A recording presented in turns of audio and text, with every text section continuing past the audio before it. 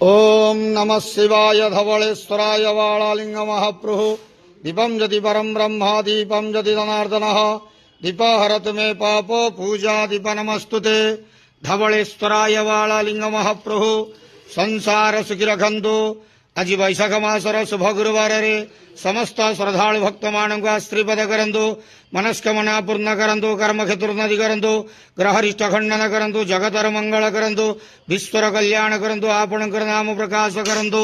सेवकर डाक श्रवण करंतु समस्त ग्वावसा भक्त मानकर मनस्कामना पूर्ण करंतु जो जो भक्त माने आपणक पाखरे मानसिक रखिछंती तांक मानसिक पूर्ण करंतु बाबा धवलेश्वराय वालालिंगाय नमो नमः संसार सुखी रखंतु आनंदे गवार हरि बोल आज वैशाख मासर शुभ गुरुवार समस्त श्रद्धालु भक्त मानक आश्रीपद करंतु आनंदे गवार हरि बोल धवलेश्वराय वालालिंगाय नमो नमः